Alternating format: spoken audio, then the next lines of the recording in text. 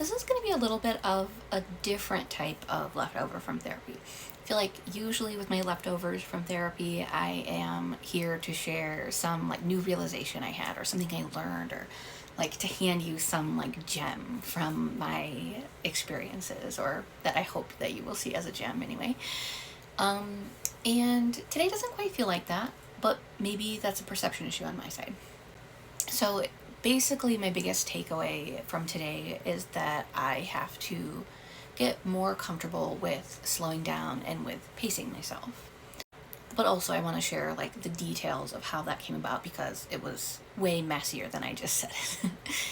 So today, my husband's been sick for like a couple weeks. It's been kind of rough around here, and so we had gotten off schedule with our couples therapist.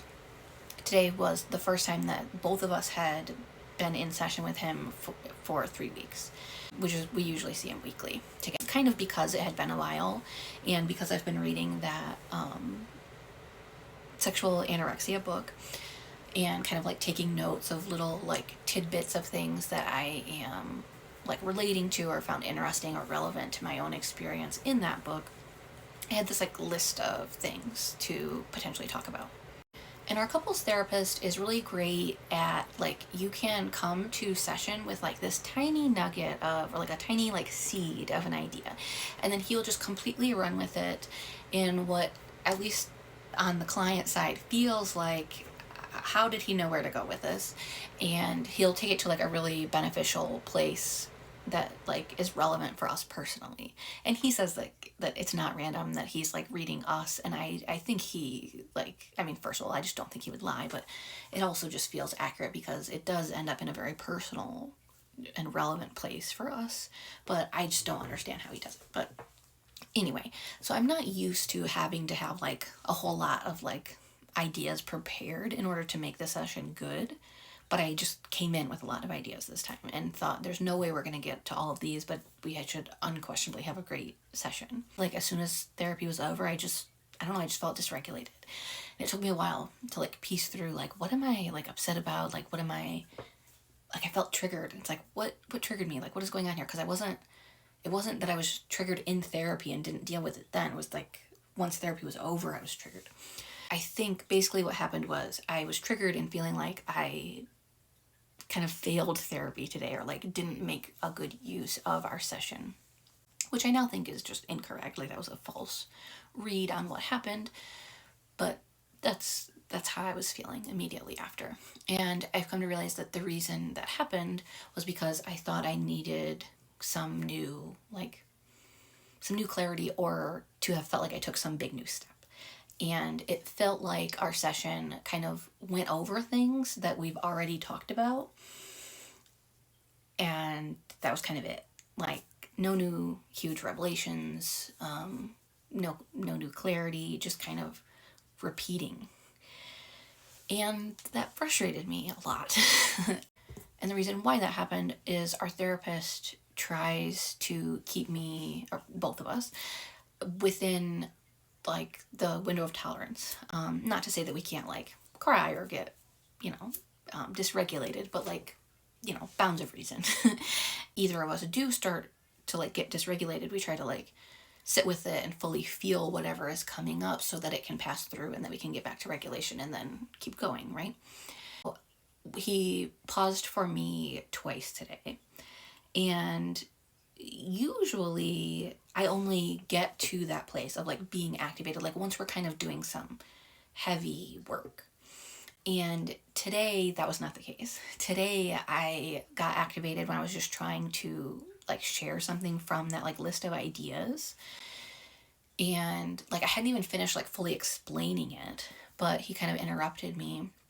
It's like, I noticed your voice started cracking, and I know that you really want to like keep explaining this, but you're kind of like running from whatever was coming up.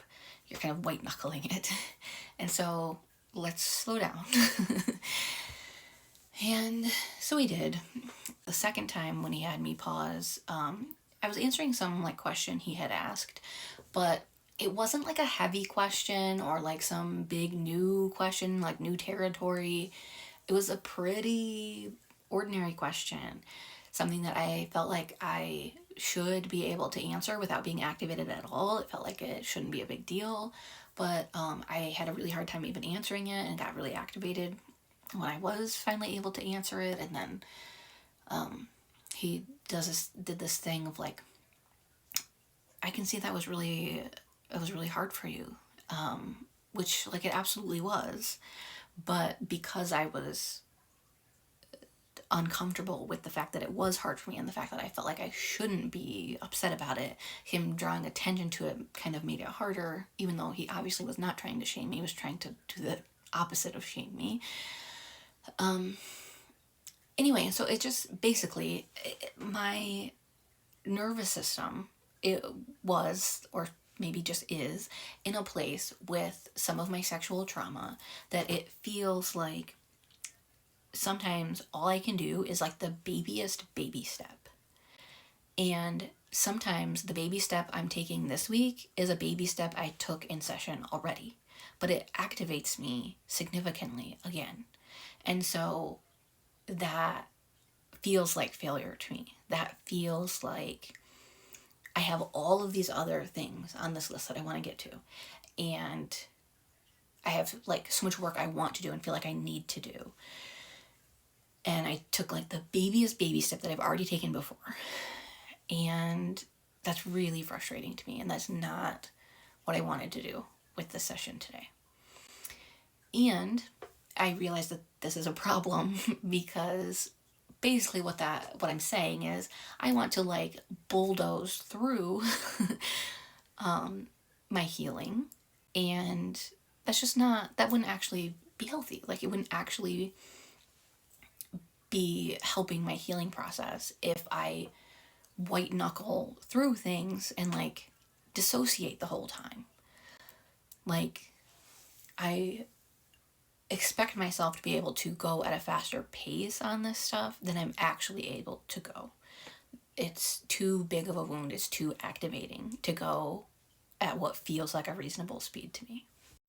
And I think part of the reason why I'm currently feeling that like urgency to bulldoze through stuff is because, so most of the time I fawn. That's like kind of baked into my personality, extreme people pleaser, fawning from like attachment wounds and stuff like that, and from like kind of eggshell parents of like, you know, yelling and stuff like that in the home, random feeling discipline and things like that. But I think when it comes to at least some, if not all, of my sexual trauma, I freeze.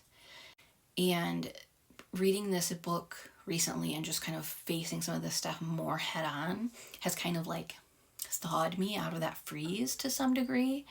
And then it's like I'm waking up and going, I've been asleep for too long and I have all of this stuff I need to do. And then I want to run like 100 miles an hour. And I do have a lot to do. And it does overwhelm me and it does scare me and it does make me feel like I don't have time. But bulldozing through things isn't the way to go. So I have to get used to slowing the F down.